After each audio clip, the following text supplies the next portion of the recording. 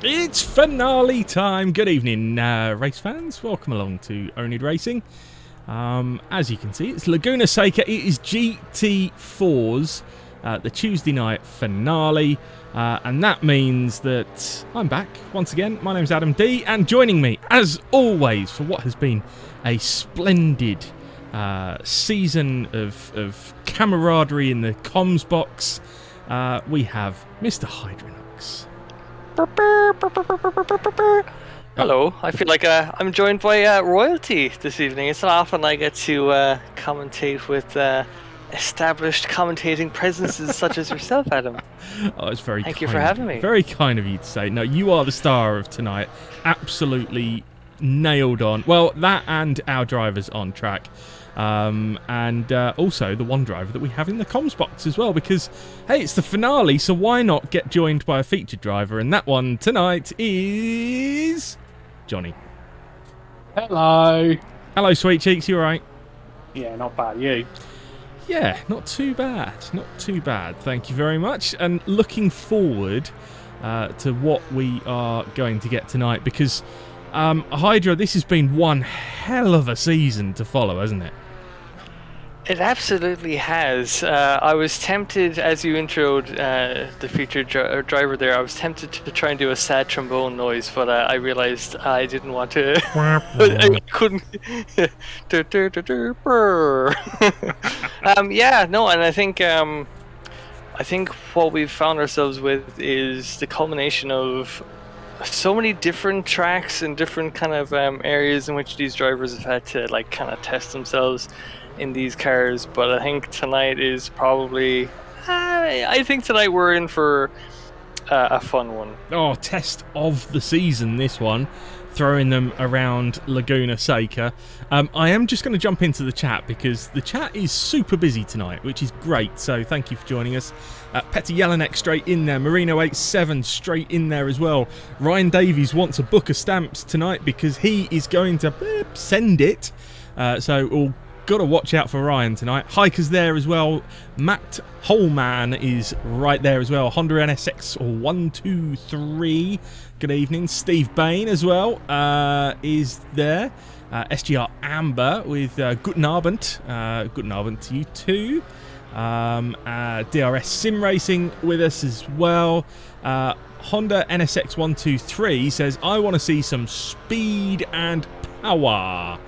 Well, it's GT4s, so you might be looking for a little while on that one. And then asked, are there any NSXs here? No, there's not. I'm really sorry to say, because it's GT4s tonight. And, Johnny, guess who else is here once again, back for more? Is royalty here? No, not yet. Not yet. Oh. It's Mr. Hawaiian Rush. Oh, Recon himself. What a legend. Recon is back. Well, hold your thoughts on that one, Johnny, because he said, yeah, we get Adam D and Hydronox. What's up? And then his next statement was, oh, ooh, and Johnny. So I always thought he was a bit of a dick. Are you going to get told off by the kids again for swearing? Yeah, more than likely. Yeah, indeed. So is it a free-for-all qualifying tonight? Yeah, 15 minutes, everyone out. Let's go for it. Good. Well, I will shut up and let you get on with it then, because I thought you were sat in the pit lane, so apologies for that. We did... I don't know if you saw it, Hydra, but did you see Ash Knight up on 2 wheels over one of the El Sausages earlier? I did, and I thought, if that's what we're in for tonight, I'm absolutely all here for it. More of that, please. 2 wheels, 3 wheels, 1 wheel. I don't mind. 3 wheels? You want a bit of Robin Reliant action? Okay, very good. Yeah. It is worth mentioning that we have a couple of bans have crept in, unfortunately. So yes, we may be a couple of drivers light of a full load tonight. They do actually have the opportunity to take part in qualifying and sit out race 1 and then race in race 2, but I'm not sure whether they have come along or whether they're going to use this as their dropped round or what. But you know, there was shenanigans last week, wasn't there, Hydra? Yeah, I mean, yeah, like Zandvoort on a good day is always very tricky to pass, and when you've got you know, a few lads racing for like the top spots in the championship and just trying to get as many points as they can, and just, you know, I don't think any of these drivers would want to settle for a position lower than what they feel they can get. So we ended up with a few little bits of argy-bargy that kind of culminated in a few penalties from the stewards. But yeah, it was. I mean, having said that, like it was mostly fine. Just a few little bits. And it was nobody got banned for a single issue or anything like that. It was a culmination of points across the season and things like that led to things happening. But you know, that's racing. As Yotam Sharon, who's putting in a good lap here, so 7 tenths up on his best at the moment. He was just taking the iRacing line though out of that corner. Yeah. I mean, unfortunately, there's no grass with which to cool down the tires and gain 5 tenths on a lap. But I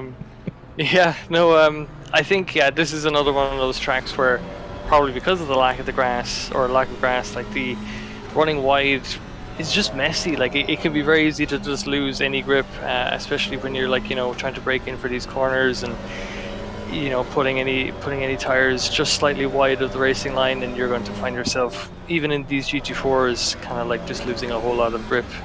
Just, oh man, I'm just watching the cars going up the hill towards the corkscrew, and I think we're in for. It's going to be. I think it's going to be a tricky one, especially because between the pros and AMs, you're going to have brown trousers. Exactly, and I think what's an interesting point I would be curious to watch play out would be if there's any back markers and things like that, potentially trying to let a quicker driver through up by the corkscrew or whatever could be quite, you know, hazardous.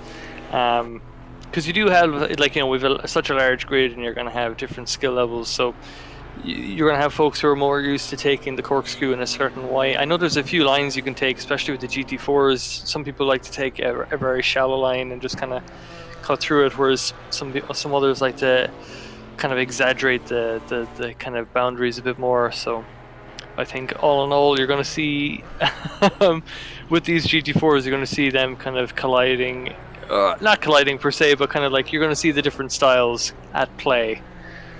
Oh, without shadow of a doubt, and it's going to lead to some interesting moments throughout the pair of races that we've got tonight. That's one of the things that we've really enjoyed about the GT4s is the sprint race format, and you know, you do one really short, exciting race, and then guess what? You get to go again. So lots of excitement in that. Question from NSX was, what car is Bane driving? Bane is driving a Ginetta, which actually, a Ginetta should be relatively okay around here. It's not massive long straights here, but maybe it might just struggle with some of the elevation changes and things like that, the grunt to get up the hill. But it's clear that the Porsches are going to be pretty strong. The Alpine, it's difficult to say whether the Alpine's strong or whether it's just the Alpine when driven by the boys from Pulse is strong. But at the moment that is first and second on the grid. So we've got an Alpine lockout at the front, and then it goes Porsche, Porsche, Porsche, Porsche, McLaren, Porsche. So yeah, a bit of a theme up there. Yeah, I find it funny because, like, you know, you kind of touched on it there, like, you know, like any car with a fast driver in it is going to probably place quite high up. I know I've kind of looked at the timing boards before, and I was like, oh, I'll try that car. It's like, maybe I've just been driving the Porsche wrong all this time, and then I hop in and I realized, like I just can't drive that thing. Like, on throttle, I'm just a complete maniac with it. So yeah, it is very much, I think what you do have is just very skilled drivers in what would be very quick cars anyway, but they're kind of they're wrestling those beasts around. You do see, I am spotting there are a few yellow flags kind of like dotting around. That's one of the Strons just rejoining the track there, getting out of the way of Seville nice. But look how much they're having to fight the car through what I call the sausage left-hander, because that's the one where if you take it too tight, you are going to die. Yeah, and it's yeah, like even just watching cars coming through, even after the first sector, after you're kind of coming towards the I think it's like turn 4 or 5, but like there's so many lines that there's so many turns that you're taking that you're like running just to the end, to the outside, as we see here, the wheels dipping onto the grass. And you're just gonna, like, it's such fine margins, and like in a GT3 at least, but like even the GT4s, you're going to have like, and we've seen them already, like you're just gonna have folks spinning off as they kind of catch that loose surface.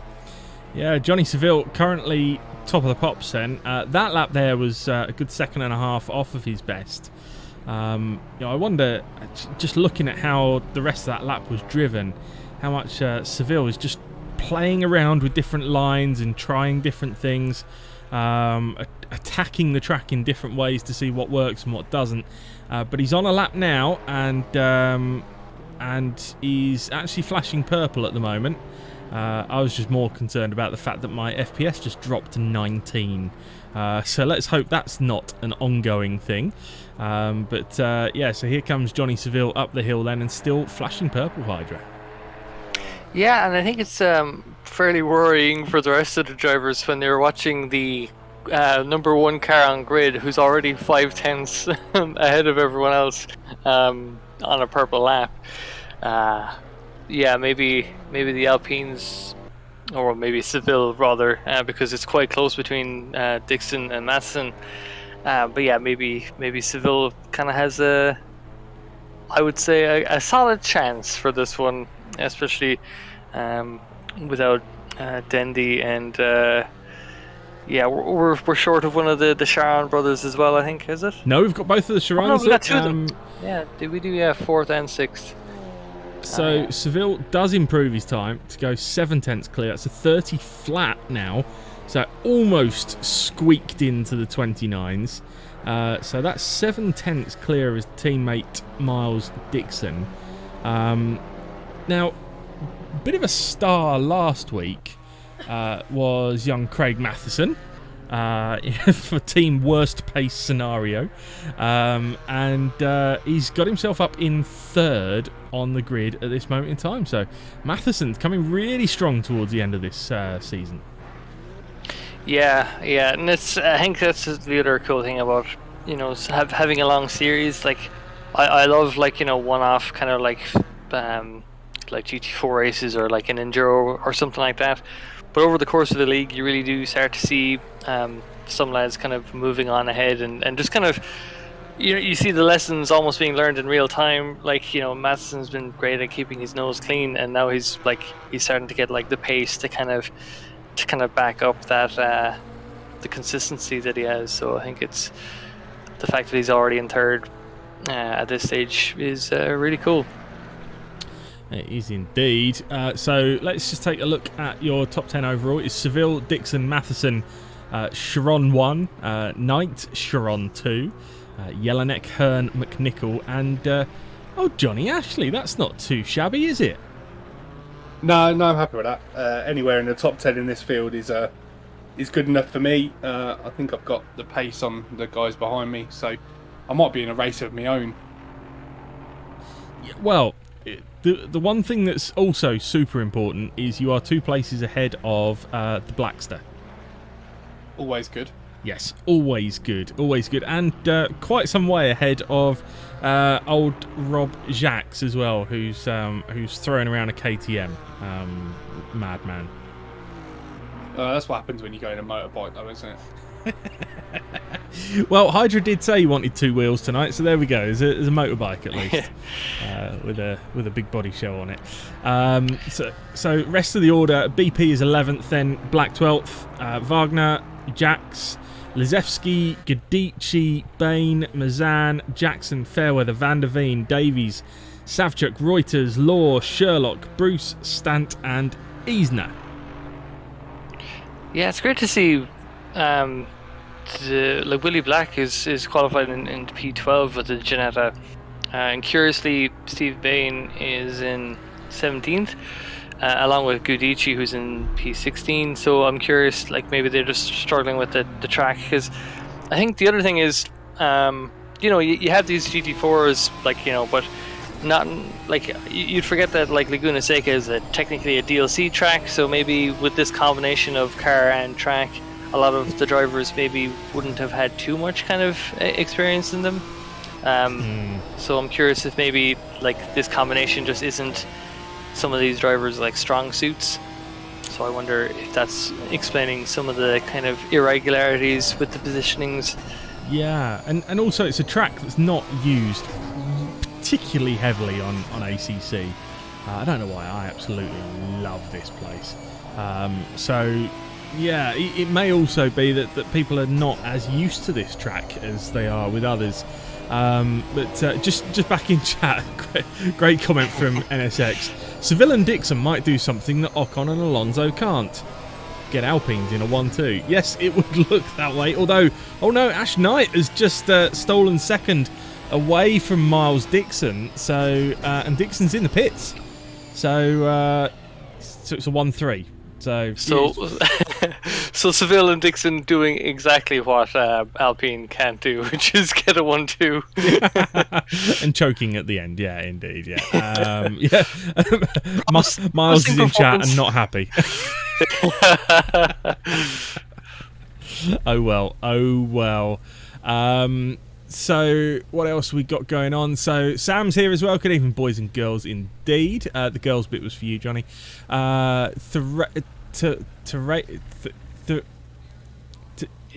Okay. I think Adam's having a stroke. Can someone ring 199? Not whilst on stream. Traeger Edelweiss. It's still going. Yeah.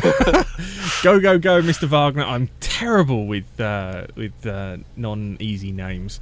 Bain is saying that you are correct, Hydra. It's a track and car combo that he's not enjoying. Ryan said he tried sending it too hard. Well, Mr. Diddy, Pulse 123. Yes. Amber says sometimes you just need a knight in shining armor. Very good. I like that. We've got all kinds of stuff going off in chat tonight. It's I think this is going to be a busy one tonight. Yeah, and I'm just looking at the grid there. So you have the 2 Alpines on the inside line going into turn 1, which I think maybe might benefit Dixon if he can if he can keep close to Seville. He might be able to kind of hold that tight line going around the first few corners there. no surprise, but it's also funny to see the two Sharon brothers side by side on the grid. So we've got Alpines on the left, Porsches on the right, and then more Porsches. But yeah, no, I think 25-minute race. I think we're in for another doozy. We are. I mean, Johnny might put the back end of his car down at some point. He's obviously playing around. There we go. There we go. So, Johnny, what's your expectations of this one? Don't crash. Don't crash. Interesting. Change of strat. This late into the season, I'll be curious to see how it works for him. But yeah, wishing you all the best. Oh dear, I am looking forward to this one. Turn 1 is tricky, that downhill braking into the double left. We've got the fun and games of the corkscrew. There's sausage curbs all over the place that can catch people out from time to time. These things are sliding like crazy around some of the corners as well. I mean, the potential for drama tonight is just ridiculous. Yeah, I mean, even as they come through this section here, it's such a cambered corner that I find that even catching the sausage curbs on the inside there, or even running slightly wide on the outside, there's just 101 places on this lap to completely bin it without any other car being involved. So I think this is going to be a grueling race for just about everyone. It certainly is, and no more pressure, but Chris has just been told, go get him, Chris. If you crash, you're out of SGR. Oof. Ouch. So some real pressure thrown in there. Edelweiss saying sorry for the stroke. Never mind. It's all good. So we are getting ready to go. Very quickly, Hydra, who's going to win? I think it's got to be Seville for me. Ooh, I'm going to go with Dixon. I don't know why. Just feel like there might be some drama in race 1. But there's the green light, and Knight was somehow ahead of Seville in the run-up to the line, and the bunch of yellow cars head down to turn 1. Knight on the outside. That's Seville on the inside in the pink and yellow and black Alpine. Miles Dixon trying to come through behind as well, trying to retake that second place. Big dive up the inside of Ash Knight into turn 3. There is a little bit of contact. Well, Matheson comes through the middle of them. Let's go back and see what happened there. Matheson has come through, but then Dixon straight back up the inside into the next corner. But Matheson will now have the inside for the left-hander. You see the two Chirons nice and close to this one as well. So a real battle for second place, but Ash Knight has been shuffled backwards, so the drama's happening already. Yeah, and I think the more things change, the more they stay the same, in that Matheson just finds himself benefiting from the mistakes of others. So an unfortunate, it was very light contact. Oh, as we have Sharon going wide at the corkscrew, that's a very suboptimal line. Oh, as we have a few cars bouncing back around there as well, yellow flags. We do, yeah. We were just following Johnny up the hill because he was side by side with Petty Jelinek. Those two battled hard last week at Zandvoort. Looks like a little bit more of the same as you see Hearn there getting very sideways. There's a dive from Knight into the final corner. Has he got that done on Chiron? I think he has. So, yeah, another position regained for Ash Knight. So that's both Chirons dispatched with for him. And back up to 4th. But it's Seville leading from Matheson and then Dixon in 3rd. Yeah, some very close racing happening. As you see some cars just slightly drifting out wide. Oh, it's all so close. It certainly was. And yeah, you see Johnny looking for a way past. Oh, there is a little bit of contact with the Camaro. Johnny's going to hold it. The Camaro holds it as well. I think that's McNichol. So, yes, they both get back on the track, but losing positions for the pair of them. So, unfortunate that one. We'll talk to Johnny a little bit later on. We'll let him concentrate in these early moments. There's a KTM getting a bump from a other car.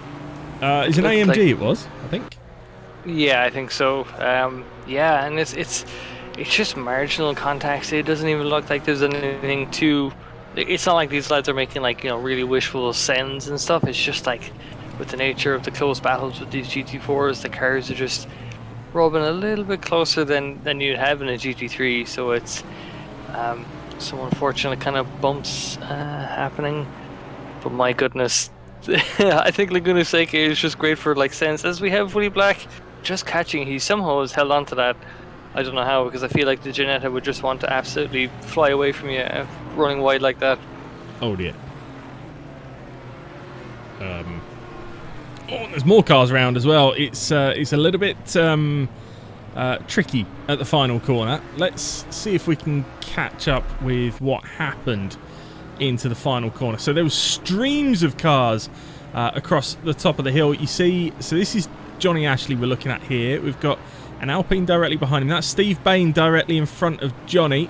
So Johnny goes to the inside of Bain, and let's end that conversation right there. I agree. As we have some cars, unfortunately, spinning. I think they've seen the accident up ahead and they were trying to slow down quicker, but in doing so, ended up spinning themselves. So there's a few more kind of bumps and whatnot. So, well, I mean, there's the joys and tribulations of close battling. At least we do have, there are 2 races in this round, so at least there's a chance to reset and kind of start from scratch again for the race number 2, as we have Woody Black dropping back a number of positions there. I don't know what happened to him. Ooh, yeah, that's unfortunate. But back up at the front, this is a real battle brewing here. This is for second, so we're riding on the rear wing of Craig Matheson's Porsche. You can see Miles Dixon and Ash Knight directly behind in the 94 and the 99. Coming down towards turn 1, and Matheson needs Dixon and Knight to start getting into a squabble. I love that word, because that will then help Matheson just get away a little bit. But this is looking like an interesting battle brewing here. Yeah, I mean, it's you would definitely say that maybe Dixon and Knight both have more kind of race pace than Matheson would have, but I mean, like, as we see, like, if you're able to defend those corners, then if you don't give the cars behind a real opportunistic means to get by, then it's very easy to hold on to those spots. My goodness, I love seeing all those GT4s just racing in like packs of 4. Yeah, Reuters has just lost a position to Sharon, but I don't think fought it too hard. I mean, Sharon is out of position at this moment in time and trying to recover their way back through the field. But you can see Reuters. Oh no, Mazan gets hit. And that, ladies and gentlemen, is a big hit for Richard Mazan. I'm trying to find Richard here, there, so still in the gravel. Let's see if we can catch what happened.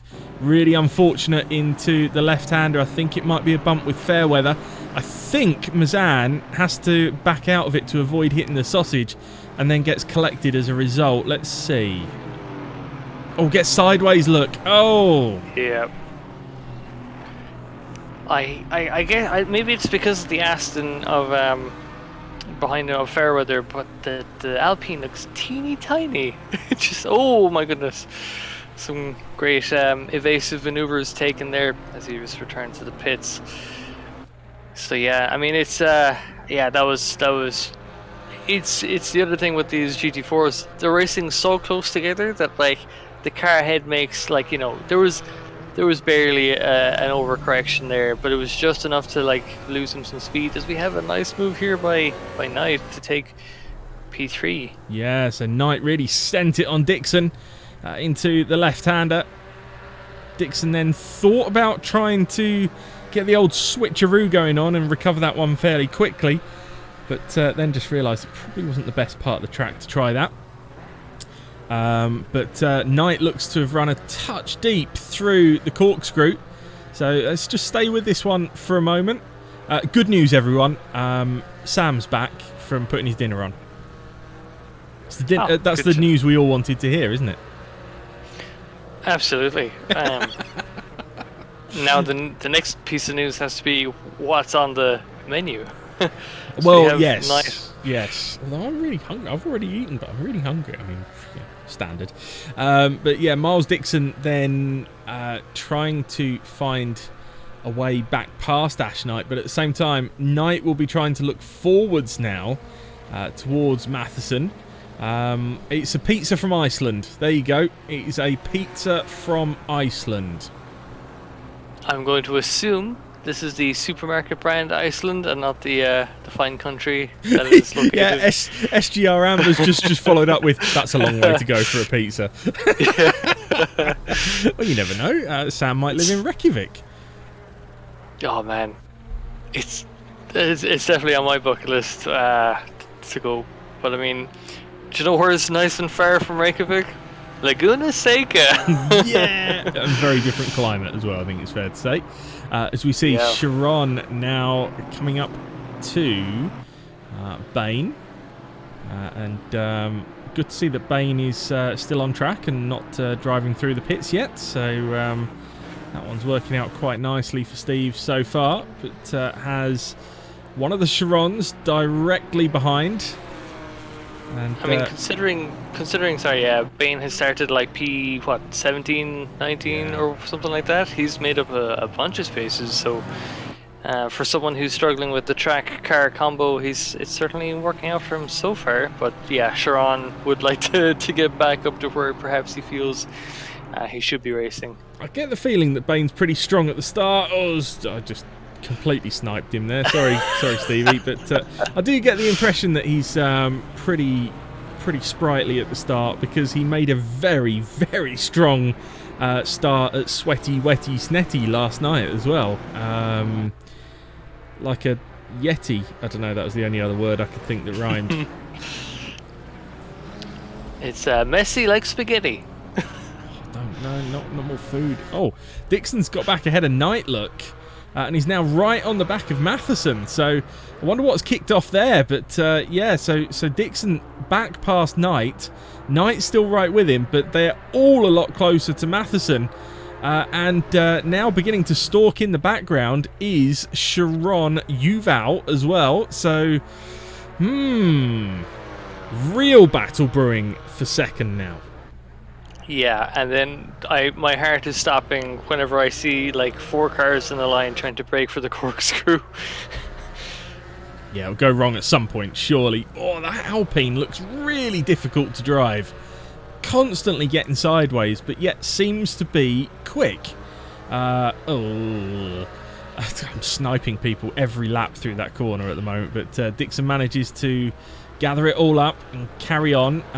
But ladies and gents, how big is that lead of Johnny Seville? Yeah, I kind of like, maybe the half second in the quali was a premonition, but yeah, it looks like he's got the run on that car and the track as well.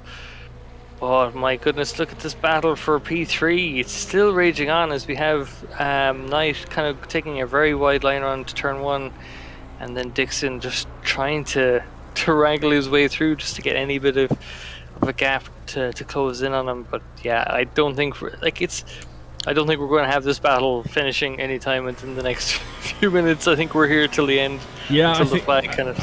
I absolutely think so as well. The fact of the matter is that Dixon had got himself back ahead of Knight. Dixon then had a squirrely moment in the penultimate corner, then ran deep in the final corner that allowed Knight to get back through on the run up and over the crest of the hill. And then, yeah, so Miles now trying to find his way back past Knight. What this is doing is allowing Craig Matheson to get away a little bit. So similar to last week, Matheson was there or thereabouts and just seemed to put his car in the right place at the right time to avoid any dramas, and was then able to just stay clean through the rest of the race. Yeah, and then he just throws some bread to the pigeons behind him and watches them all squabble over it, and and then yeah, it's truly fascinating, because especially with Dixon, all it takes is like one corner to run slightly like wide, as we have. Matheson has. Of. Yeah, so Matheson ran wide, Knight ran not quite as wide, and Dixon didn't run wide. So this is all beginning to concertina back up again, but Knight is a lot closer to Matheson than he has been for a long time. So Matheson now having to go very defensive into the left-hander. So Knight starting to get very interested in that orange and blue Porsche directly in front of him, and will look for a run up the hill. It'll be interesting to see how quickly Miles Dixon can join this pack. Well, that quickly, immediately. He's right with them as they come up to the corkscrew now. Heavy on the brakes for the left and right downhill, and Chiron pretty much with them now as well. So we've got a pack of 4 all together for second.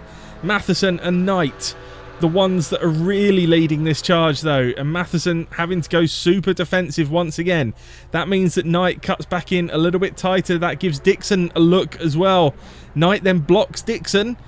Will now look for the switchback on Matheson. Matheson runs a bit deep, so Knight now alongside. Dixon will try and get the slipstream and follow him through, up and over the hill. So where this one ends up when they get down to turn 1, I'm not sure. Knight cutting the inside of the apron there. And Knight takes the position from Matheson, gets a little bump from Matheson for good measure. Matheson will now look to try and switch back. There's more contact! Matheson and Knight both off. Dixon through into second, Hydra. That was absolutely unfortunate, but yeah, that was painful to watch. It looks like Matheson's leaving Knight take the place, which is totally understandable. It was, yeah, it's such close racing between 3-4 cars, and it's like the it was. I'm speechless. It was such as the racing. It was some great action though from those 4. It's a shame that it ended the way it did, but it was great action all the way through. So yeah, it's now Seville and Dixon, then Chiron, Hearn, Knight, Matheson, Jelinek, Jax. Hang on, Jax. Rob Jax in a KTM is up to 8th place. Everybody. I'll use the slightly more polite version of it. The poo box is up to 8th, and that's not referencing Rob. That's referencing the car that he's driving. I promise you. And can I just say for the record that should the KTM have an incident between now and the end of the race, it's because Adam has sniped him in calling it out. But actually, 9.5 minutes left to go. Do you think that we'll see any drive-thrus this evening? No, because it's one of those tracks that if you take a track limit warning, then you've either cut something really quite badly, or else you're just going to die going offline. So we'll see. But no, I think it's a little trickier here to get yourself a drive through. But Bain's already saying hold my beer, I'm sure. As we see Hearn having a good look at the back of Knight, but then gets in a bit deeper. Matheson, what an opportunistic move that was. Yeah, I think that's just like if there's one word you had to describe Matheson's driving style, you would say just opportunistic. He just knows where to be to capitalize on the mistakes of the others around him. It's week in and week out, we've seen it time and time again. He's just able to just absolutely make mad profits on that. As we have in chat, Mercy Caller saying Mr. Bain could prove you wrong about the drive-thrus. Yeah. My only thinking would be that the corkscrew, as we have Coifel going in now, I feel like that's one that you can cut fairly innocently and get the warnings for. I suppose in a 25-minute session, are you going to cut that 3 times? Debatable. Depends on how much pressure you're under. But yeah, I think otherwise, as we see here, you catch a little bit of the wide line and you're just going to lose time rather than get that warning. You are indeed. And Steve Bain looking very, very close to Coifel right now. You see Davies in the background, 13th. What that means for Ryan Davies is that he is currently 2nd in class. So if you are new to this, there are 2 classes racing tonight. The Pro class, they're the white box numbers, and the red box numbers are the AM class. So let's just switch to that battle. Ryan Davies in the Racing Stronger with oNiD liveried Aston Martin. And behind him He's got Didier Reuters and Artur Lazewski, and then behind them is a recovering McNichol and Gudici as well. So I think it was Gudici who got into the issue early on. It was the yellow and black AMG that I saw. I don't know, too much has happened since then. But that is a great battle going on behind. Look, we are... Lazewski manages to hold it well, held that man. But you've now got McNichol right on the back of Reuters, chasing him up the hill, trying to find a way through. But actually, Gudici closer to McNichol right now than he is to Reuters. And Lazewski trying to get back in on the action here. But wow, what a save from Lazewski. Yeah, that was incredible. Especially when you see the car takes like lurch in such a different direction, you're like, oh no, I'm watching like death unfold in front of my eyes. How he held that and just dropped like a position or two, I mean, you could have easily seen him like fire into the barriers and drop down 10 plus places.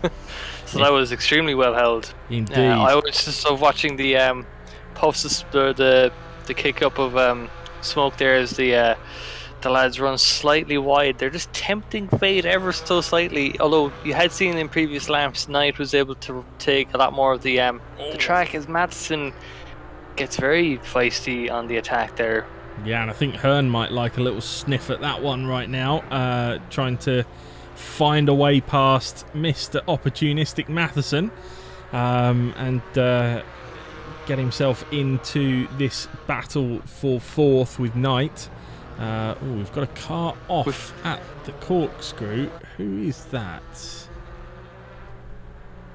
It's not one of the leaders, I don't think. So I think it was a back marker. Oh, we've got more yellow flags now. Oh, Gudici's had a huge one. An absolutely huge shunt by the looks of it. And nice spin back. Let's see if we can see what happened to Daniele Gudici. So I think we're probably going to see a run deep and onto the dust, or are we going to see a collision? Oh, we do see a collision. Oh, and that's a big hit. That is a huge hit for Gudici. Unlucky that man. Daniele Gudici then back in the pits after that one. Unfortunate one there, Hydra. Yeah, especially so close to the end of the race. There's only 5 minutes left. But yeah, it's like that corner just really wants to spit you out wide, and it's so difficult to try and maintain an inside line and try to not run wide on that corner exit. So it's highly unfortunate. Is that the name above the car that's trying to render there? That's pretty funny. Yes. I was like, is it? Yes, it is. I don't know why that happens sometimes on the onboard shots, but yeah. So Koifel still holding off Bain. Let's see what else we've got going on up and down the field. Let's go to Davies and McNichol. Oh, they've just swapped positions actually. So McNichol has got through past Davies. What that does mean is that the battle is very much back on between Davies and Reuters and Lazewski for second place in class. Ryan would be pretty happy with a second because BP all season has kind of been in a class of their own in the AMS. Oh, that had me worried for a moment. Yeah, and you just see Davies tempting the line there, potentially picking up track limits. I'm not sure how straight. I say I'm not sure because every time I look at the outside of the line there, I feel like I'm always getting penalised for it. So maybe these lads are getting off with a no time gain because they're in the nice GT4s. But yeah, no, it's I feel like we've got 3 minutes left, and these lads are going to be looking at that clock going, I can have a look at P2 here. Yeah, and actually Lazewski is sort of letting those two get on with it because he felt that one coming. Yeah. Davies gets hit by Reuters and Lazewski just goes, thank you. We've got Nostradamus driving among us, lads, because he was just like, as you said, like he took the outside line, he was ready to cut in, and as if scripted by Shakespeare himself, the two in front just kind of made way just to the outside of the line there, just allowing the Audi to get through. Romeo, Romeo, wherefore art punt, Romeo? Oh. That's This as is good where as it gets around here, by the way. maybe there's an Othello reference in there somewhere, or Alas Poor Yorick, as, as they're holding on to death themselves. But Beware the yeah. Ides of punt. Oh, that's better, Amber. Amber straight in there. To punt or not to punt? That is the question. It is. Yeah.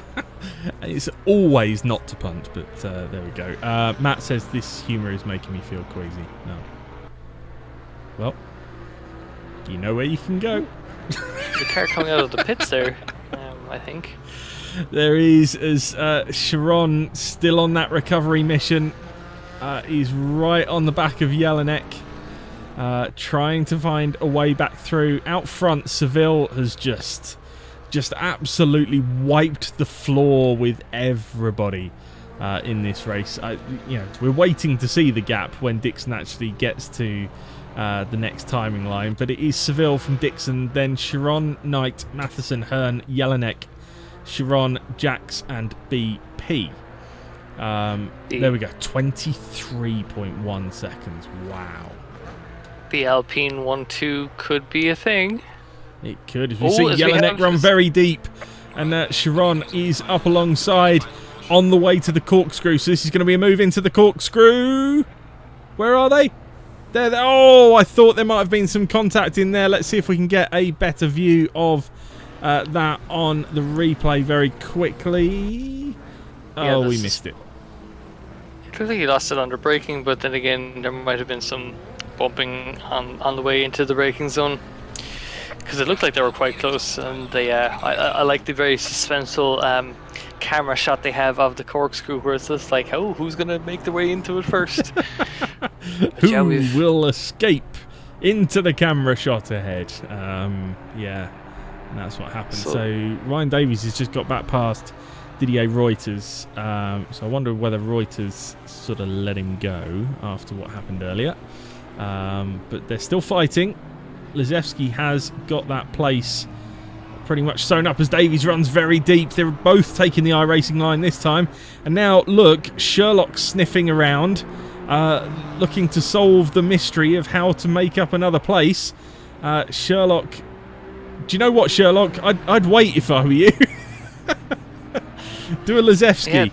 Yeah. Davies runs very deep. Reuters to the inside. Sherlock trying to follow through as well. Davies gets out wide, gets very squirrely, holds that very nicely. That's a very nice piece of driving from Davies. Yeah, Sherlock is now coming up alongside Reuters. I think... Yeah, Seville has just won this one, so we did miss that one as he crossed the line, but he was that far ahead that it doesn't really matter, does it? Well, I think we do have the Alpine 1-2. Oh, as we have Sherlock just running a little bit wide there, catches a bit of the dirt.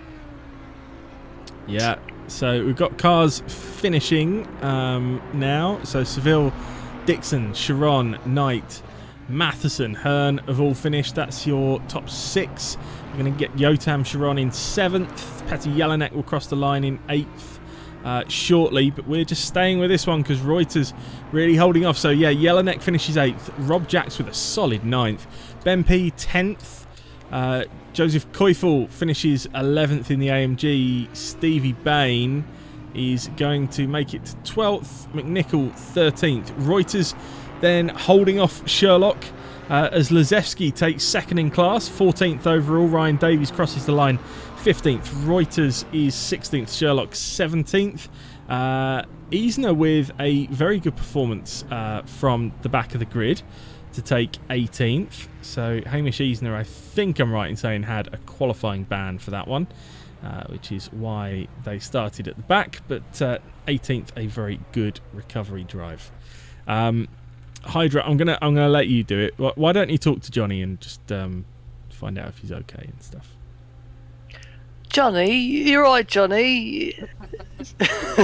Yeah, no, I'm really good. I've felt really bad for Chris because I had a little dive on Bain, missed my braking point and killed him twice.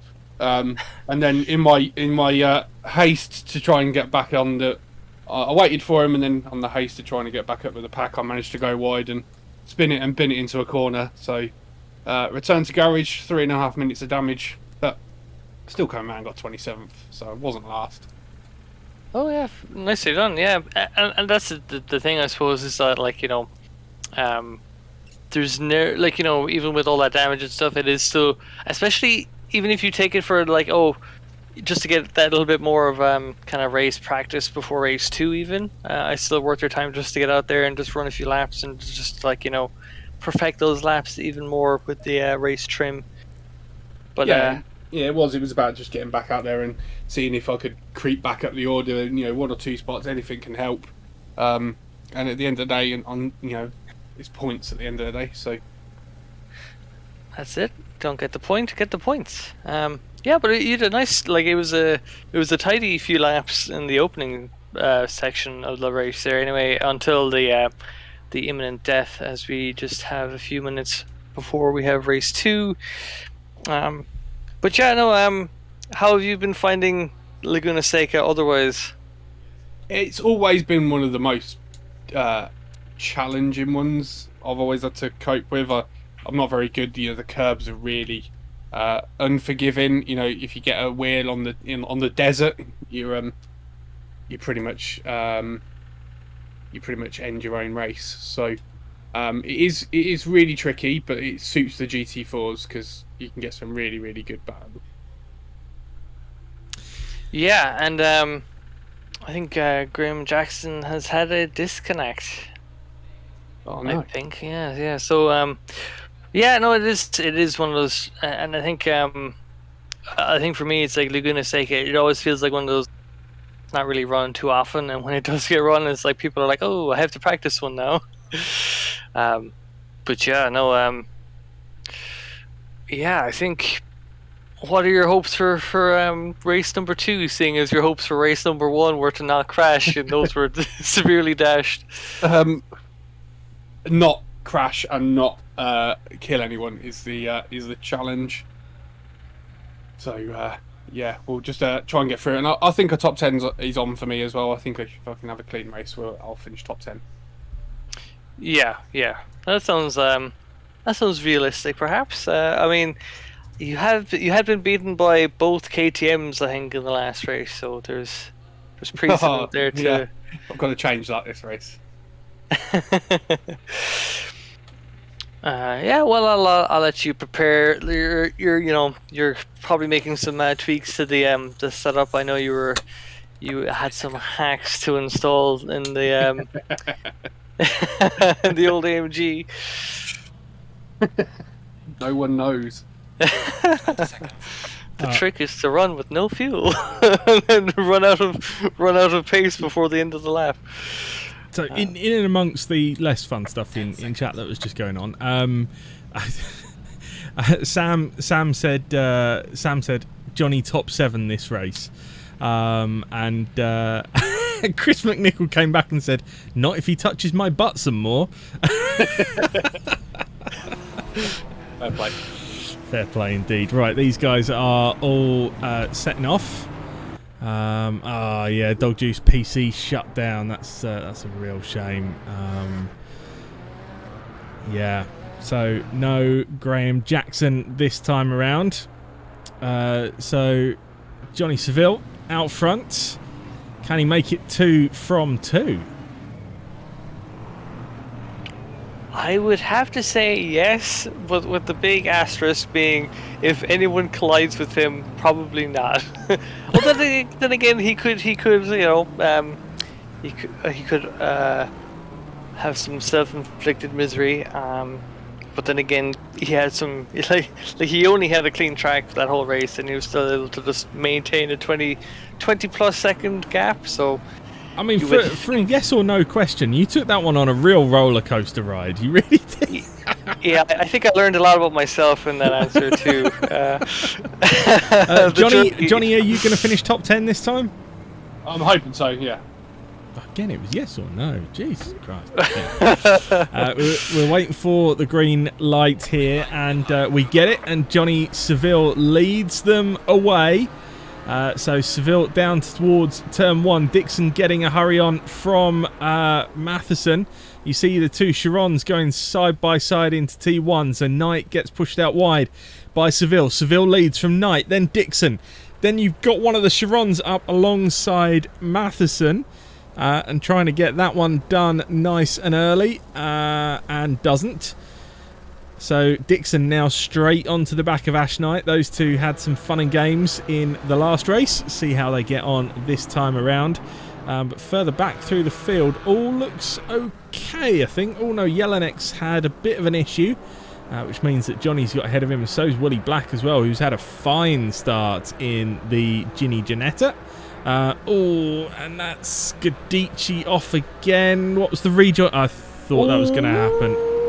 I thought that was going to happen. That was my warning. Not my warning. My I was sounding the horns of distress. The yeah, that was perhaps a little bit painful for those involved. Well, we're going to see it again. This is the replay. So I think Gadici goes off and then just tries to keep it pinned on the dirt to come back onto the track, and that just wasn't happening. So there's a bit of side by side, and oh no, Fairweather. Wow, what a huge hit for Fairweather, who then bounces across into Van der Veen, who somehow survives that one. But yeah, Gadici and Fairweather are mega damaged. Mega.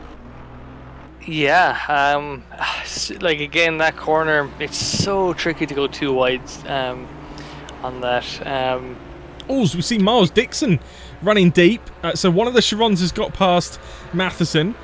Dixon has now got back past Matheson. And the other Chiron following along right behind Matheson. So all kicking off in this little group here. But Dixon dropped a couple of places after running deep into turn 1. So easily done down the hill there. Yeah, just bear with me 2 seconds. I'm just taking a screenshot. Oh, I missed it. Willie Black had the fastest lap, but then he lost it. Oh, what a wounder. That is a moment in a sim racer's life, though, because at one point last night, I had the fastest lap of the race. Wow, as we see Chiron and Dixon off. We're riding on board with Matheson as he is going to come up through, past the pair of them. Oh no, Dixon sends it back, but it doesn't work. So Dixon goes across the gravel, and yeah, Matheson does get that third place off of Dixon. We've then got Yotam Chiron. Miles Dixon has managed to hold on to that position, but I think Yuval Chiron has shuffled back a long way. Yes, 23rd now. Oh wow, I think I missed what happened to him. There was 3 of them up towards the corkscrew. 2 of them made it through. Yes, okay, that'll do it. Is he going into the pits? I think so. Maybe not. Yes, I think so. Yes, he is. Yep. Meanwhile, fair enough. Johnny Seville is already coming to lap his first car. Now, question in chat from SGR Amber: has everyone just gone mad since it's the last round? Yes. And I would posit another question on top of that, which was, haven't they just been mad this whole time? Yes, very possibly. But also, it might be a bit like the old British touring car season coming to an end, and everyone just goes, sod it, and then just sends it for the last race. Although, to be honest, that was what Zandvoort was like. So, yeah, I think I don't know. I think these lads, they want to end with a bang, but not necessarily end via banging either. Like, I think they just want, like, yeah. Well, maybe that's how some people will. move on. Well, we have Isner dropping back a few spots. I think he lost about two or three places there, dropping back down to 23rd. Yeah, I think he might have had an incident. Yeah, they did indeed. So Isner just dropping back a bit, unfortunately. Trying to recover from that qualifying ban, but yeah, I'm sure they will come back through the field a little bit later on. Hello, Bo. Welcome along. Nice to have you in on the chat this evening. As we join Petr Jelinek trying to chase down old Jean-Noir Ashlar, who is also trying to do a number on Ben P directly in front of him. Yep, thanks Diesel. I was Oh. I picked up on that. Not a problem. We'll try and make sure that we use that as much as possible. And yeah, Bo, it has been a little while, but good to have you back in the chat with us. Yeah, no, thanks a million for the correction. I realised that like there are just so many names, and yeah, I do tend to miss some of those key details, so I do apologise. But yeah, I mean, also I want to shout out that it has been great to see so many familiar and unfamiliar faces in the chat popping up over the last few weeks. On a Tuesday night, it has always been a blast to have such bants in the chat. But the bants are happening on track at the moment with Ashley battling with BP. Lovely switcheroo. Not quite enough though. Will he get the old double switcher? Or maybe it'll be the triple switcher, but he's got to watch out for Petr Jelinek directly behind as well. Oh, and he gets it done out of the final corner. Jelinek will look to follow through as well. Hopefully not like that. Yeah, so Jelinek is coming along for the ride, Johnny. That was a lovely move. Well done. Up into 8th now. Yeah, cheers, bud. And wow, that's a Johnny concentration voice right there. Yeah, lovely stuff. So Johnny up to 8th, Jelinek 9th. BP drops down to 10th, but that's okay. Still leading the class, but for how long? Because look, that is Willie Black directly behind, who is desperate to take what I think would be his first class win of the season. I don't even think he's had any class podiums, or maybe 1 or 2. No, he sucked all but it would season. be certainly, yeah. I mean, it would be a fantastic result for him, especially if he can keep his nose even on the podium for in the next 18 minutes or so. Yeah, the grid this race this time around is starting to look a lot more pro-am split. I suppose there's a few pros that are kind of below 23rd, I suppose. Yeah, just been pointed out, McNichol was battling her, and I think McNichol's got through now, Amber. So a good place made up for McNichol, and he's done the I'm desperately running away from Johnny strat quite nicely so far in this one. Yeah, the home turf. Well, as close as, I suppose. But yeah, the yeah, just some fantastic racing even still on this race. I'm trying to see, is there any other... I see further down in AMS we have the Audi Liseski battling the Alpine for P15, which would be P4 in AM. Ben P's had a bit of a moment, so Willie Black now leads the class. Let's see what happened to Ben P. Maybe it was just Willie punting him off. What do we reckon? Northspread in chat going, oh, you committed a mistake. What, by gifting the tier 1 sub? Indeed. Yeah. Indeed. Oh no, he's dropped it all by himself. Was already carrying a little bit of damage. That won't have done much more, but it's more the positions lost that's going to be a bit of an issue. Bo says he's just very happy. Oh bless. We like happy Bo. That's good. Yeah, let's go to... Oh, so Dixon and Sharon were right together, but Sharon has dropped back a little bit. What about Davies and Sherlock? This one rumbling on quite nicely, and that is a very, very brightly coloured Porsche. It's perfect. There's not a thing wrong with that. Yeah, he's got a nice little front row seat to this choo-choo train we have, I suppose, on the Choo-Choo Tuesday. Yeah, do we where's the Choo-Choo Tuesday league? I like Choo-Choo Tuesday. That's great. I'm so nicking that for Rail Stuff social media, by the way. Thank you for that. Yeah, Choo-Choo Tuesday is going to become a thing as of next week, and you're not getting a penny for it. here's another free one on the house. You have Monorail Mondays. Oh, Monorail Mondays. Yes. What's on Wednesdays? That's Thanksgiving every week. Yep. Tramline Thursday from Sam. I like it. Yeah. Yeah. Oh yeah. I'm going to say Wagon Wednesday. Oh, very good, Matt. Very good, Matt. Strike Sundays, yes.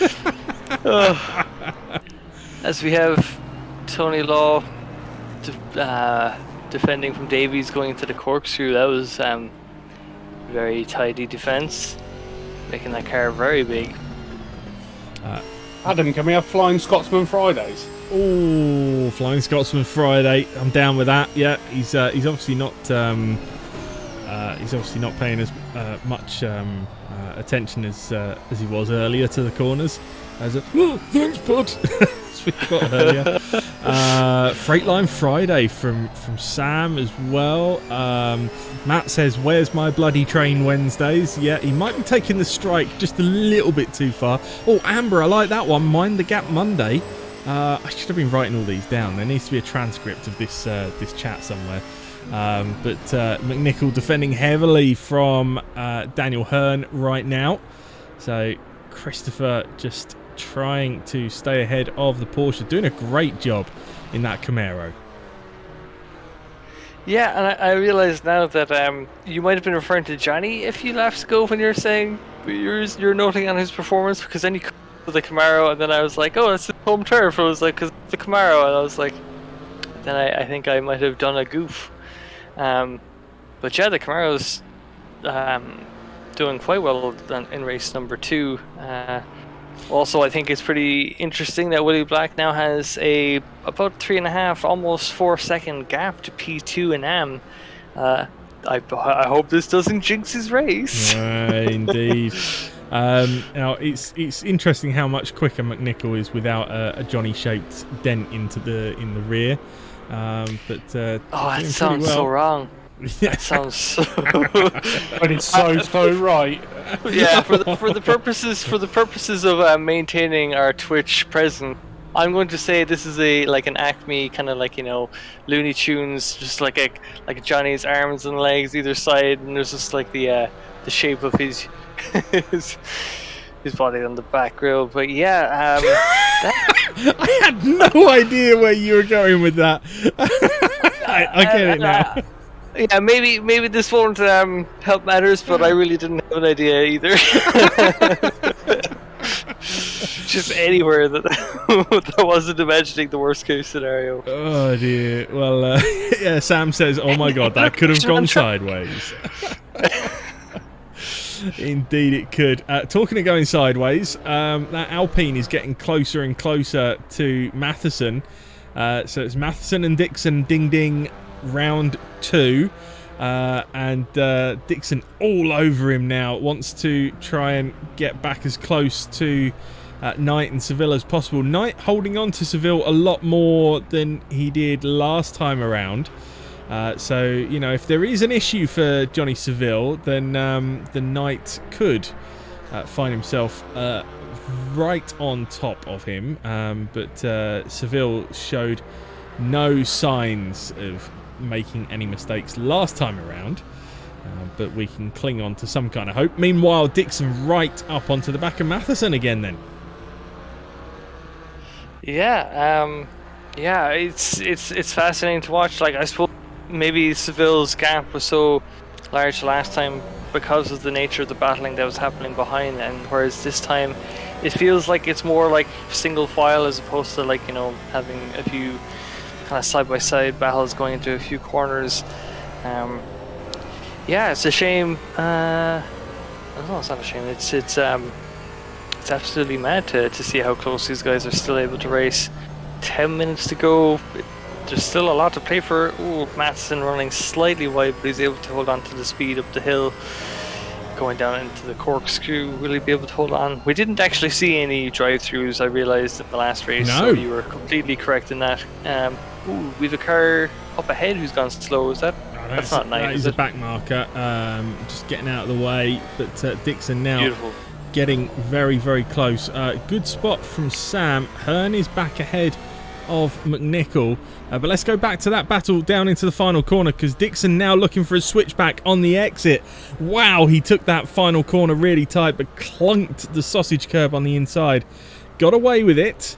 But he's actually losing a little bit of time as a result. And now here comes Yotam Sharon closing in on the back.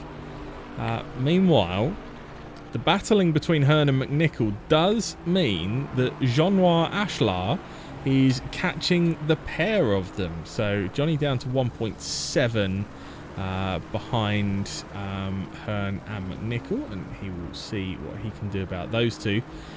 But Hydra, this battle is going to go to the wire. But actually, last time we said that, it all ended in tears, didn't it? Yes, so I'm going to say this battle is absolutely going to end at some point prior to that, and then it's up to these guys to prove us wrong. Battle of the Ginettas, Black versus Bane. It is Ireland versus Scotland here, and the Irish liveried Willie versus the very Scottish liveried Bane as they come into the old sausage corner, as I like to call it.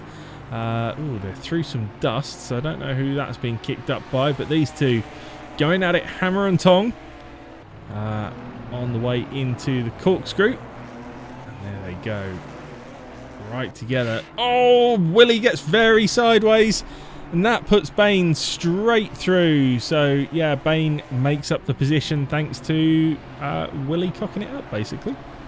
Oh, and Lazeski is up into P13, so he's moved ahead of BP as well. So that's going to make some interesting kind of storylines towards the end of this race number 2. Wow, as Dixon gets super out of shape. So Dixon had got back past Matheson, but then they went side by side down in towards T1. Matheson had the inside line, took the position back. Dixon then ran out wide on the exit of T1, and yeah, and actually now has Yotam Sharon up the inside into T4. Not quite alongside enough, though. And Matheson just sprinting away at this moment in time whilst those two battle away. And here's a blast from the past. Pinky87's in chat. Hello, sir. There we go. I did see on Twitter earlier that he said he's been doing far too much HGV driving just lately to have much time for Sims, but he said he was much happier. So thumbs up for that one as we see Dixon get very, very close to the back of Matheson. I also missed, Bo did mention the reason why he's feeling happy. Things I think just got a bit crazy on track at the time, but I think it involved a girlfriend, so giggity. Just to bring us back on track a little bit, but Miles Dixon is making some absolutely savage attempts at a switchback on that final hairpin. He's cutting so much of the inside line that he's just killing all of his speed. And not able to get the exit that he'd need to try and make a move on Matheson going into turn 1. So I think he's going to definitely have a few more chances at the prize towards the end of the race, but 6 minutes left and he's slowly running out of time.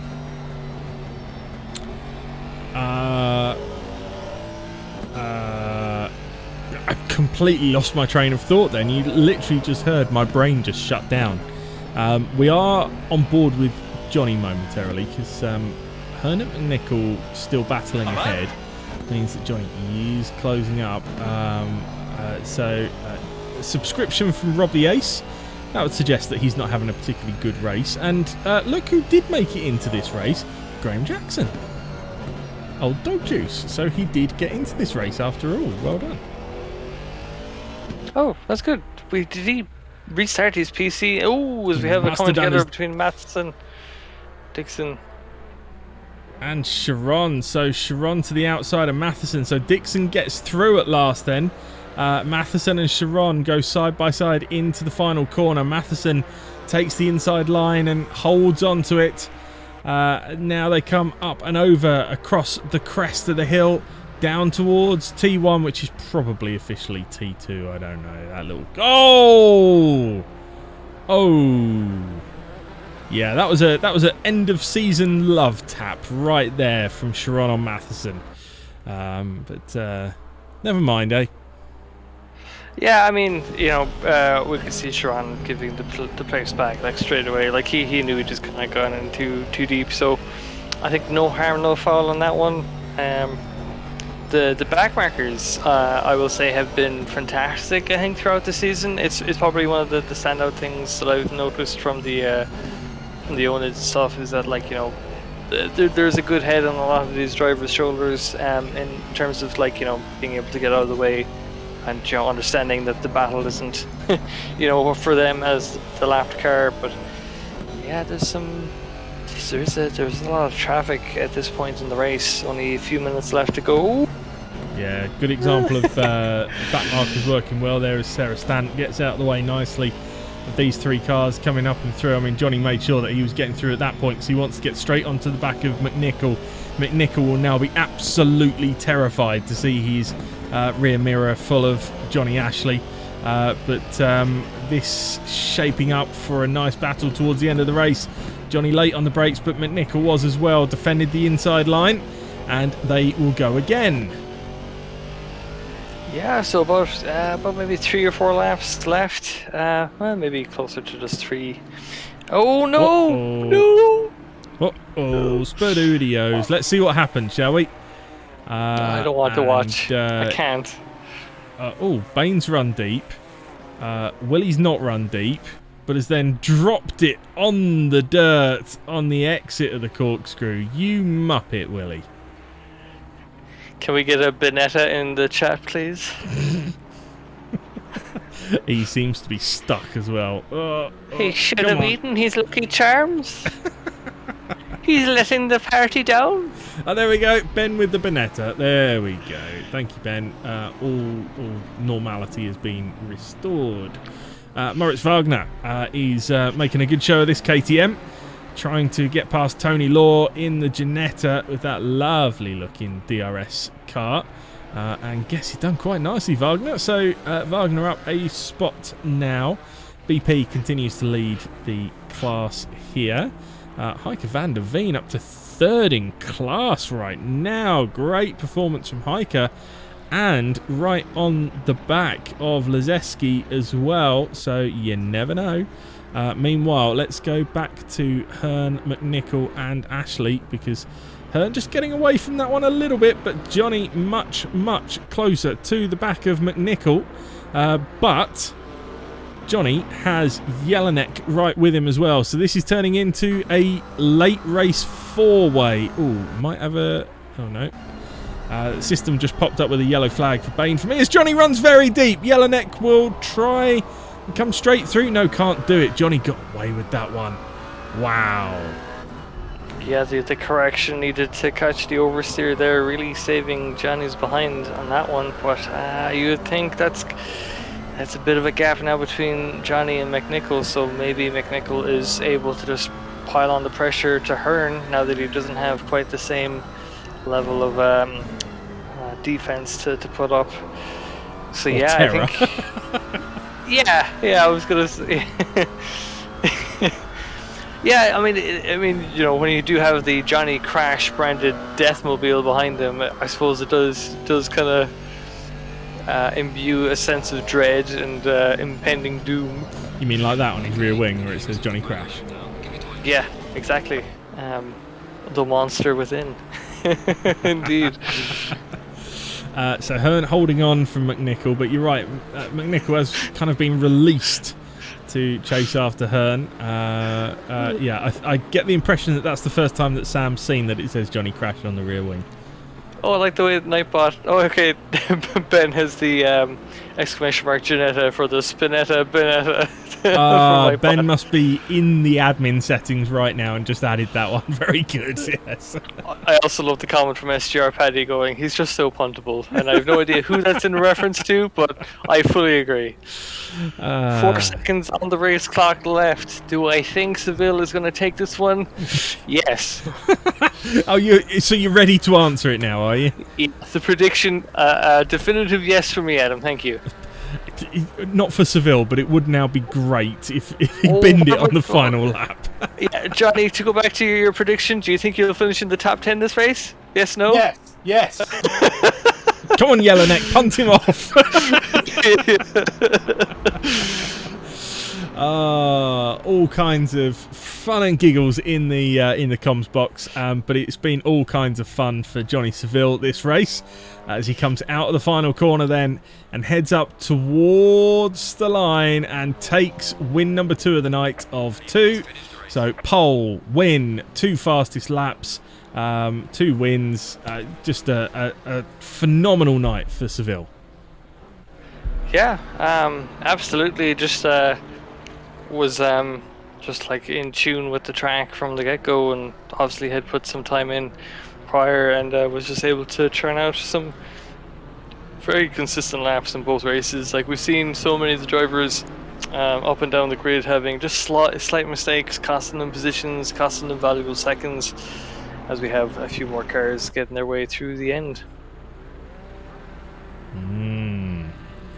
Oh, we had a Van der Veen issue. He's had a technical issue, look, because that 3rd place is gone now, and he's not even on the list, so that's terrible luck for Heike, because was doing really well in that race. There's Ben P across the line to take the win in AM, and suitably cheery about it, despite the couple of incidents that he had earlier on in the race, coming home in 12th. Very good stuff. Lazewski 13th overall and 2nd in class. So yeah, some really good performances, and that's what we like to hear. Diesel TTV saying, watching this definitely has convinced me to join the next season for sure. Great stuff, and it's probably a good time, Johnny, to tell the good folk out there what is coming next season. Tell us. So next season is going to be our first ever M2 spec series. Be the same format as what we've had in GT4s. So 2 sprint races. And yeah, it's going to be, everyone's in an M2. We've had really great success with spec series before. The Ginetta series was amazing. The Porsche series last time out was amazing. So yeah, really looking forward to getting this one going. If you haven't got the DLC that's got the M2s, definitely go and get it. Go and sign up. It is filling up fast. I think I checked before the race, there was 36 sign-ups. There's only 14 spots left. That's mad. So, just seen in chat. Hello, Ian. Nice to see you, mate. I've not seen you for ages. Get back racing. Get involved in them M2s. That's what you need to do. He needs to find a way to take the rig in his road rig, really, doesn't he? He does indeed. I won't be racing in the M2s, so why is that? Chris McNichol can sleep safely. I'm going to be in the commentary box. So where does that mean that I'm going to be? That means Adam's on track. So if you think I've been causing issues, God help you all. But Hydra, you've got the joys of me next season. Yeah, I think I'll be a happy mediator between yourself and Adam's on-track, off-track bickering. I think we've done enough talking about Johnny's on-track actions, and I think now's the time to turn the table on Adam and absolutely scrutinise the ever-living daylights out of his driving. Well, you won't. I can't wait. You won't get to do it straight away though, because Johnny, you're not available for the first round, are you? No, shock horror. I'm actually going on holiday for a week. Oh god, it's gonna be joyous.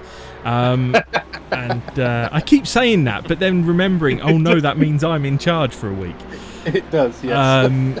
But yeah, so when Johnny's on holiday, it'll be me and you again, Hydra.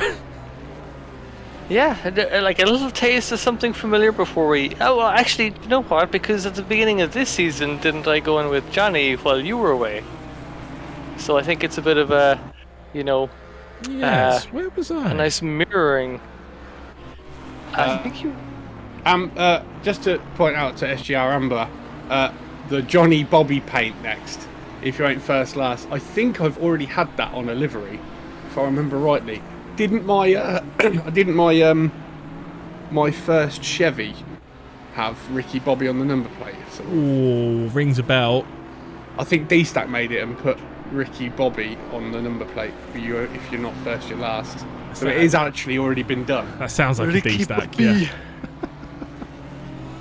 Oh dear. Well, Hydra, just tell me a little bit about your thoughts from the GT4 season that we've just witnessed. I'm going to miss it so much. It was so fantastic. I'm a massive fan of the spec series as well. Twos, they're like a handful to drive in the best way and the worst way possible. So I can't wait to see all the drivers kind of struggle with the same car. But yeah, from this GT4 season, it's just been so wild watching the Porsches versus the Alpines, the Ginettas, and I suppose further down the grid.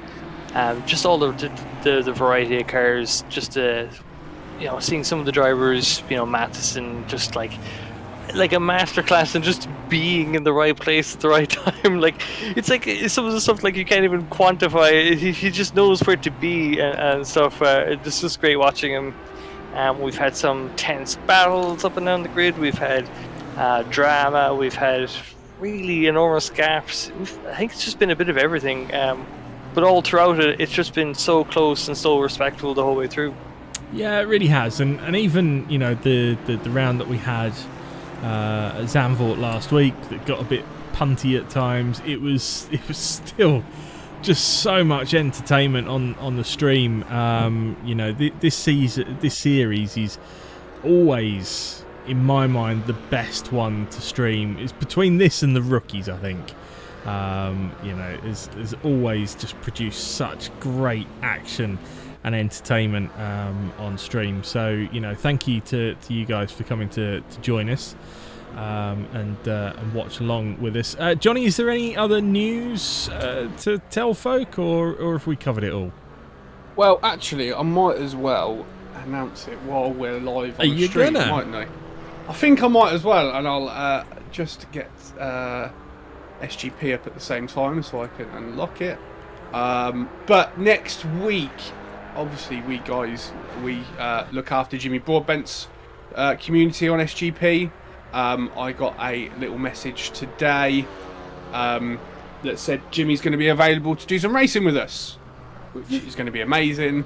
So we've thrown together a one-night championship, 3 races, going to be open GT3 races, short reverse grid racing, and it's going to be 4 races, and it's going to be US DLC.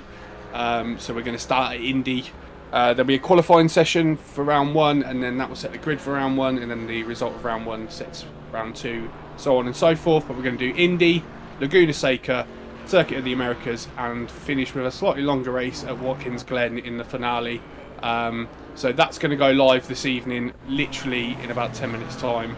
That'll be advertised. So if you do want to get involved and want to race Jimmy Broadbent himself, yeah, get on it, guys. The post will be out shortly. That's madness. So that is going to be great fun. I'm already booked in to do that one. In fact, I love the entry list. The top 3 on the entry list reads Johnny Ashley, Jimmy Broadbent, Adam D. I mean that's the trio to end all the ages, really, isn't it? That's your podium predictions right there. Not in that order. Yeah. No. Adam D, Johnny Ashley, Jimmy Broadbent. But we have also got more stuff on this week. Have we? We have. The oNiD Arms returns this Friday. Of course it does, with the next round of the 2.4. Yeah, the next round of the 2.4. Jimmy's 2.4 series continues. We are heading to Paul Ricard this week. So that's going to be a good one. Me and Adam on comms. I'm still tempted to get a car out and have a bash myself, but I thought you were going to jump in with Hiker. Well, with Hiker's current computer issues, I don't even know if Hiker will make it. So I might throw a sneaky little oNiD entry in and do the 2.4, but still join you in comms. It would just be nice to have a race. And then Sunday we kick off round 1 of the GT3 World Tour. What else is happening on Sunday, Johnny? Probably something. Yes. So Sunday we're going to watch Mr. Dendy, aren't we, Adam? We are. Johnny and I are going on a little road trip to Silverstone. So yes, and we might end up doing some kind of quick little live stream or something from there, or I don't know. We'll see if there's some kind of opportunity to do something. But see if we can grab Dendy for a chat live. From yeah, Silverstone. absolutely, something like that. Yes, and Mr. Dendy's in chat. Let's see you there. Yeah, looking forward to it. Will, it'll be good fun. Not only that, but it's the first time that the Johnny and the Ashley will be no, not the Johnny and the Ashley. The Johnny, wow, the Johnny and the Adam will be. I got my own name wrong. What the actual? It'll be the first time that the Johnny and the Adam will be in the same location. Yep, first time meeting in the flesh. So if only one of us makes it to the, well, only one of us is making it to the GT3 round 1 anyway, aren't we? Well, yeah, you. Will says garage tour arranged. Lovely stuff. That'll be amazing. Love it. That'll be it'll be the Monday after everyone's packed up and gone. or the BP that's just outside Silverstone. Yeah. This is the Wild Bean Cafe. This is where you get your Starbucks. Here's the stack of AdBlue. That reminds me, I need to get some AdBlue. Don't forget to get the missus some garage flowers on the way out. Some glowers, yes. Some glowers, yeah.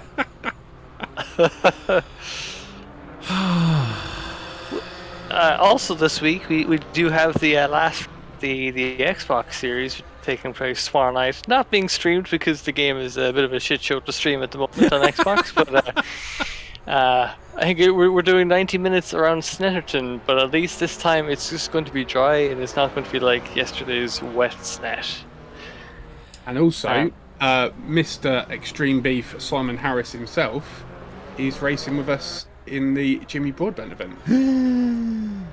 So yeah, it'd be good to see. It'd be the best part of 18 months since I've shared a track with Extreme Beef, so I'm quite looking forward to it. Yeah, there's actually been nothing stopping you from coming back to Xbox, you know, and we've all taken note of that. Actually, there was, because you all upgraded your Xbox, and then it became an Xbox Series X lobby, and I couldn't join anymore. And then I got an Xbox Series X and just haven't told anyone. Fair. Can't blame it. The game, yeah, it's in a fun state, but yeah, I mean. When is the M2 League actually kicking off? So I think next week, next Tuesday, I believe we've got a Project Cars 2 special. Yeah, boy.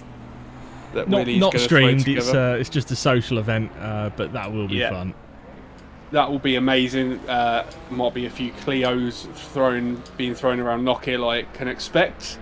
And then I believe the evaluations start the week after that. So in about 3 weeks' time, round 1 will be officially underway. Yes, it will.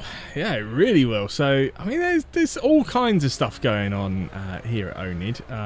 And as ever, if you want to be part of the action, then come join the Discord. And also make sure that you are registered with us on simracing.gp. In fact, that's probably the easiest way around to go, actually. Go to simracing.gp, find oNiD, get signed up with us on there, and it will direct you to our Discord as well to complete the sign up process, and then you can come join in some races as well. So yeah, look, anyway, I think we've waffled on for quite long enough, so it's probably about time to bring it to a close there. But what a season it's been. Hydra, you get the last word on this. Oh my goodness. Yeah, thanks for having me. It's been great to watch the GT4s. Long may they reign in the memories of all who've been able to watch it. But I think we're on to something really fantastic with the M2s the next time around. You know, oNiD really likes to keep all this stuff kind of fresh, new formats, new kind of series. And I think, you know, it's just going to be going from one strength to another. And I can't wait to watch some more great racing. Indeed, it has been a cracker. Johnny, thanks for joining us this evening. I appreciate it. Thanks for having us, guys. Great stuff, and we'll be back really, really soon with another stream. In fact, I think it'll probably be Friday that we're back with the next stream, and that'll be on the 2.4. So thanks a lot for watching, and we'll be back with you right then.